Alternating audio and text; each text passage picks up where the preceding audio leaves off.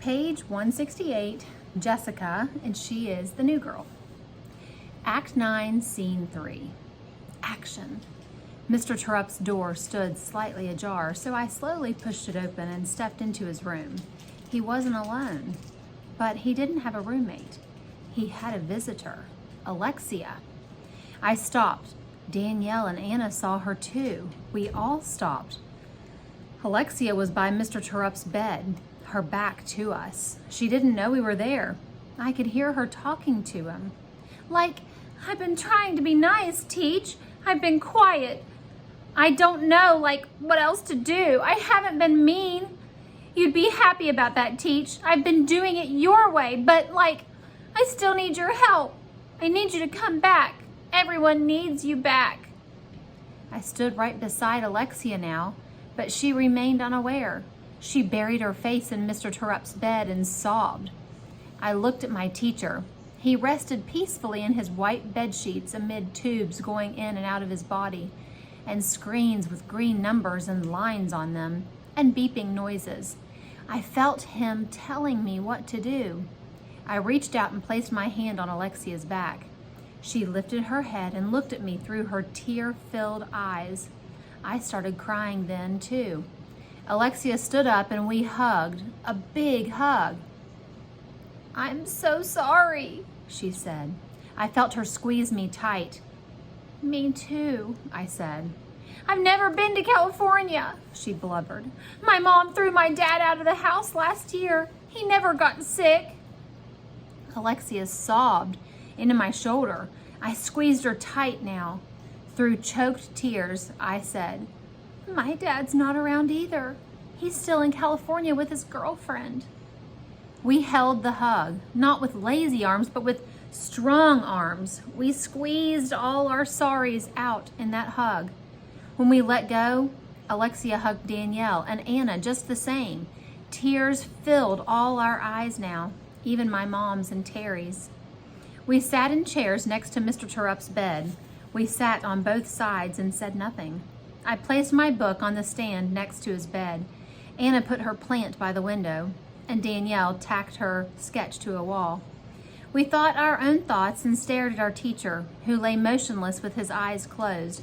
Yet somehow I felt better. The power of Mr. Terupt, even in his coma, made something huge transpire. I felt light, like I could float.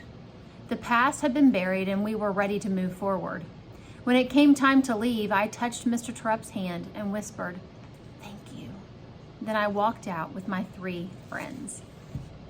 The next chapter is Alexia, the queen bee. There was no way I could stay away forever, especially after hearing Luke say he had been to the hospital. I didn't have a dad to take me, and my mom was waiting tables from noon to closing time every day for the week.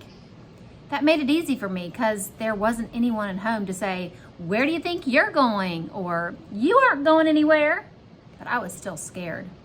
I made my mind up and rode my bike there one day after school. I knew what room he was in because I heard Luke say it. When I got there, I went straight to the elevator and up to his floor. "Can I help you, honey?" one of the nurses asked as I hurried down the hall. I didn't look at her. I just shook my head and kept going until I found the room. I walked in. My hands flew to my mouth. I knew Teach couldn't move, but I hadn't expected him to be hooked up to so many tubes. I stood frozen for a long time. Slowly, I found the courage to tiptoe closer to his bed. "Hi, Teach," I said. "It's Lexi." Already, I fought back tears. "I'm sorry. I'm so sorry. I shouldn't have been mean to you. I wanted to hate you for saying those things to me, but you were right, Teach." I knelt next to his bed and pulled his blanket in my fists. Then the big tears came, raindrop tears. They poured from me. I couldn't help it. I cried like I used to when Mom and Dad would fight. I sobbed for a few minutes before I wiped my face in his covers. Teach just looked like he was sleeping. Was he really going to die? "I'm doing better now, Teach. I'm not being mean. You'd be happy." I squeezed his blanket in my fists again and clenched my jaws to fight back more raindrop tears. "Teach, there's something else I really need to tell you. I'm not sure, but I think I saw Peter leaving here. Like, he's the one who threw the snowball, Teach. I know he didn't mean it. He didn't want this to happen. He loves you, all of us do. I dabbed my eyes with his blanket. I cried more now, but I kept talking to him. Peter hasn't, said anything in school. He hasn't talked to anyone, not a word. But no one's trying to talk to him either. He did throw the snowball, even if he didn't mean for it to hit you. So it's still his fault. I felt bad for Peter. Everything was such a mess, and I had so many mixed-up feelings. I had my face in his blankets when I felt the tap on my shoulder. I looked up, and it was Jessica, and so were Danielle and Anna. I hugged them. I told them I was sorry, and then it was over. And all of a sudden, I had 3 friends. Teach helped me, even in his coma. I missed him so much. He had to wake up. I had never felt so happy and sad at the same time before. The next chapter is Anna, and Anna is the shy one. Charlie is Danielle's 27-year-old single brother. He's the one who dropped Danielle off at my house, and he's the one who arrived to pick her up after our hospital trip. He didn't get out of his red truck and come to our door because he didn't need to. Danielle was ready. Next time I'll keep her busy so he has to ring our doorbell. Thanks for taking me tonight, ma'am, Danielle said as we stood on the porch. Oh, you're welcome over anytime, Danielle, Mom said. I'd love it if we could draw together. Danielle smiled at the idea. See you tomorrow, I said. We hugged. Thanks, she whispered. We watched her walk out to the farm truck with the dented door. I held my breath with hope for the entire long minute. Then I was rewarded.